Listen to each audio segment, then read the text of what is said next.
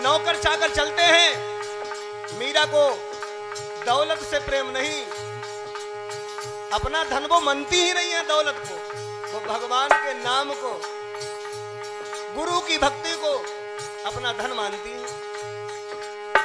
वस्तु अमोलक दी मेरे सतगुरु, वस्तु अमोलक दी मेरे सतगुरु, कृपा करी अपनायो, पायो जी मैंने राम रतन धन पायो, पायो जी मैंने राम रतन धन पायो, पायो जी मैंने राम रतन धन पायो।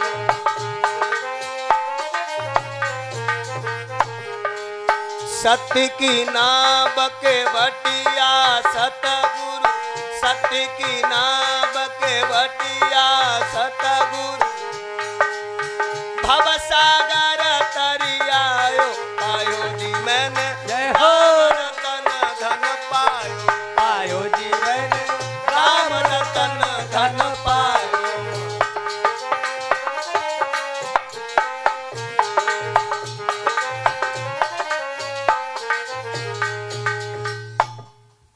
ऐसा धन जो कोई चुरा भी नहीं सकता। मीरा ने कहा खर्चे नहीं कोई चोर न लेवे, खर्चे नहीं कोई चोर न लेवे, तो दिन दिन बढ़ती सवायो, पायो जी मैंने राम रतन धन पायो, पायो जी मैंने राम रतन धन पायो।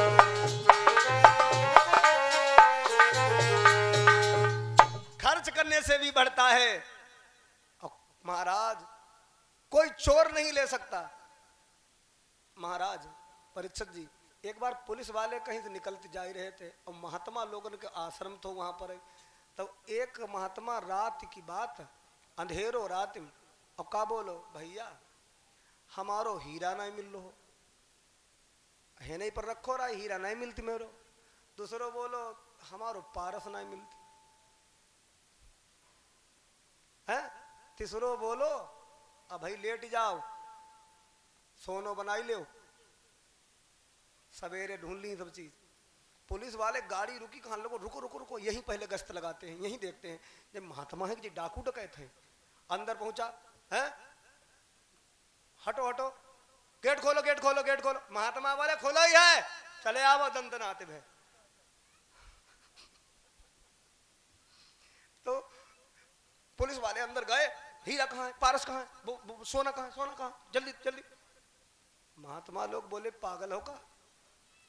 बोले नहीं पागल नहीं है, तुम लोग यहाँ बातें कर रहे थे, हम बाहर बैठे सुन रहे थे, तुम लोग सोना बना रहे हो, सोने बनाने की मशीन है, वो हीरा भी है तुम्हारे पास, पारस भी है। महात्मा लोग बोले ढूंढ लो पहले, छक लो पहले। वहां सब बिस्तर उनके महात्मा लोग उल्टी पुलटी सब डाल दे, वहां कुछ मिलो ही ना। तो बोले बाबा लोगों तुम्हारी वह सोने बनाने वाली मशीन कहाँ है?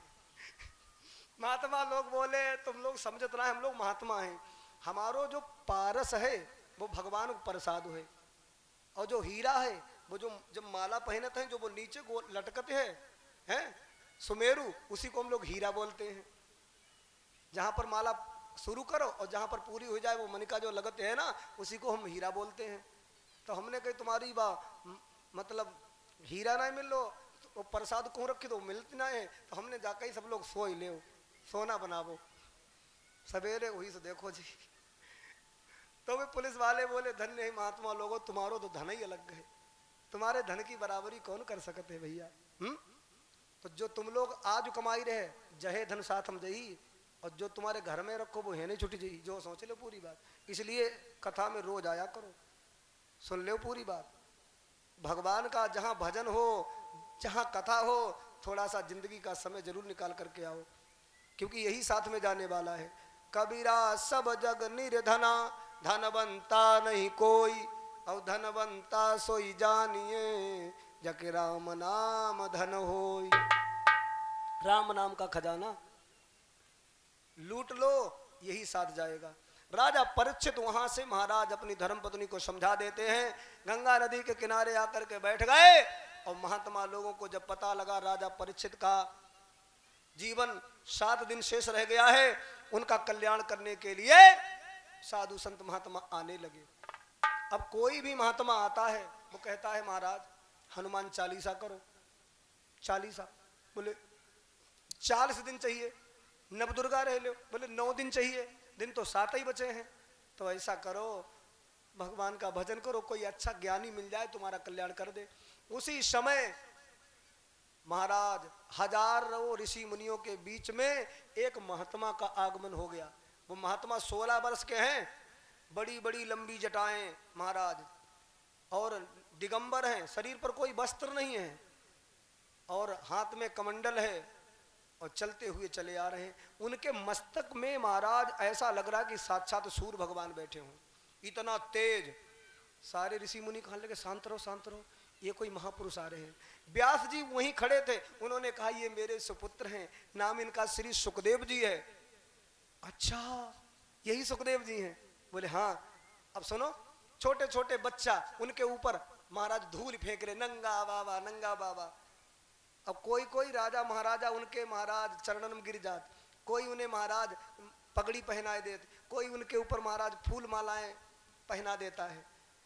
जो फूल माला पहनाते हैं वो उन पर भी ज्यादा महाराज मोहित नहीं होते, और जो गाली देते हैं उन्हें उन पर भी क्रोधित नहीं होते। ऐसा संत का स्वभाव, परमहंस। चलते हुए राजा परीक्षित की तरफ आ रहे हैं। व्यास भगवान ने कहा परीक्षित तुम्हारा कल्याण समझो हो गया। यही वो महापुरुष हैं, जहां इनके चरण पड़ जाते हैं वहां कल्याण हो जाता है। इन्हीं के चरण पकड़ लेना। और सुनो, महात्मा लोगन को रोकने का तरीका जो है, कोई भक्ति की बात करो तो अच्छो सिद्ध महात्मा रुकेगो, और अनर्गल बातें करोगे तो सिद्ध महात्मा ज्ञानी ध्यानी रुकने वाला नहीं है। एकदम पूजा पाठ भी उनका इतना मत करना, बहुत ज्यादा सत्कार के भूखे नहीं होते हैं, जो तो भगवान की भक्ति के भूखे होते हैं। कोई भगत मिलेगा तभी रुकेंगे। देखो साधु और सांड और सिर्री, ये तीन जो हैं अपने मन के राजा होत, इन्हें कोई रोक सकता ही ना। सांड आ जाए कथा में यहाँ पर थोड़ी देर खड़ो रहेगो और चल देगो, इसे कोई रोके ना सकत। महात्मा होए वो भी नहीं रुकेगा, उसका किसी से मोह नहीं, किसी से नाता नहीं, आया भैया चला गया है। और कोई भी महाराज जो दिमाग से बेचारा हाफ है तो वो भी किसी के बहकावे से महाराज चल सकता है, अपनी मर्जी से कहीं जा सकता है, उसे कोई रोक सकता नहीं। अच्छा पूजन करना है तुम्हें। सुखदेव जी जैसे ही आए, राजा परीक्षित आगे दौड़ करके उनके चरणों में साष्टांग दंडवत प्रणाम करते हैं और बैठा लिया, सुंदर सा आसन लगा दिया और कहा महाराज जिसके जीवन के केवल 7 दिन बचे हों उसे क्या करना चाहिए, उसका कल्याण कैसे होगा। और ये प्रश्न पूछ करके महाराज चुप हो गए।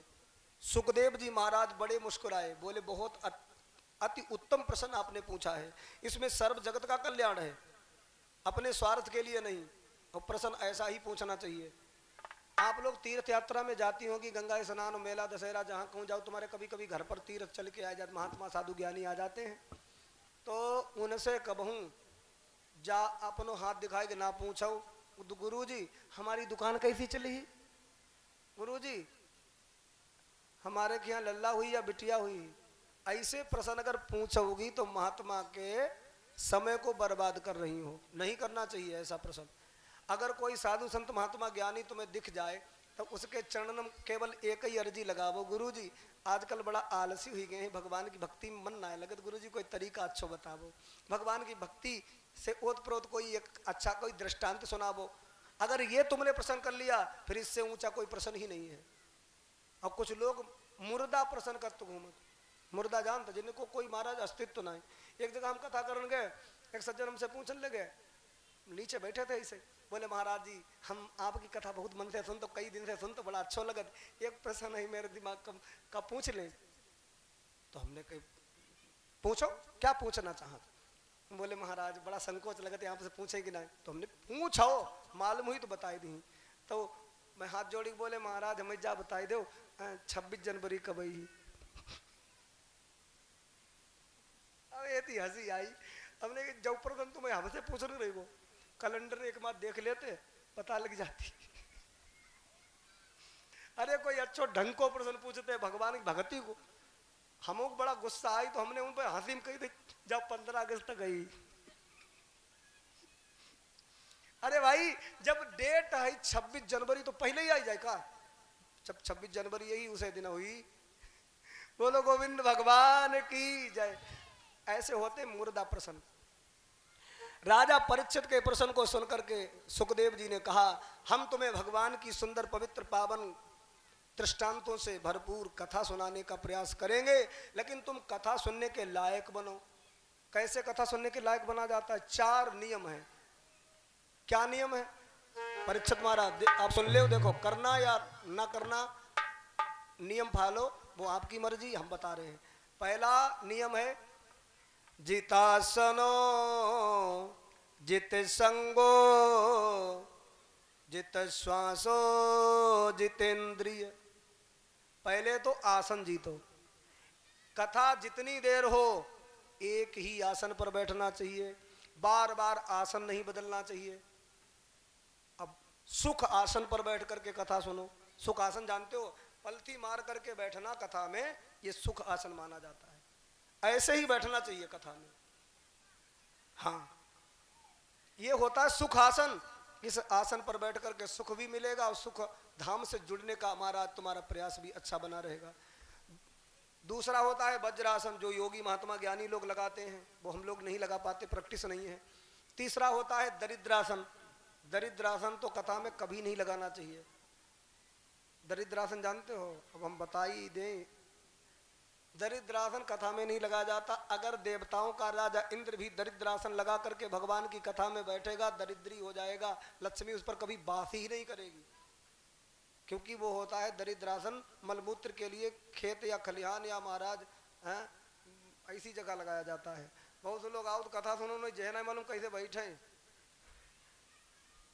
दोनों हाथ रखेंगे घुटने पर और महाराज जैसे बैठेंगे। ये कोई तरीका बैठने का है? ये होता है दरिद्रासन। अच्छा, जित संगो, संग जीतो, ऐसे के पास बैठो जो कथा का प्रेमी हो, एक भी बात छूटनी नहीं चाहिए। और कथा को सुनो मत पियो। पीने का मतलब का इसमें शरबत उर्बत है का? बोले शरबत ही है ये कथा अमृत है। कथा अमृत, ये कथा अमृत है, कोई लेक्चर नहीं है, कोई भाषण नहीं है। भाषण आधे से ज्यादा तो झूठा होता है, अब कथा तो महाराज अमृत है। इसे महाराज कर्णों के माध्यम से पियो। और कब तक पियो? बोले जब तक जिंदगी है तब तक पीते ही जाओ, पीते ही जाओ, पीते ही जाओ, पीते ही जाओ। कानों को कभी तृप्त मत होने दो। राजा पृथु की तरह 10,000 कानों की शक्ति लेकर के बैठ जाओ, जो भी बात निकले बस हृदय में उतर जाए। और राम कथा जो सुनत अघाई, रस विशेष जाना तिन नाही।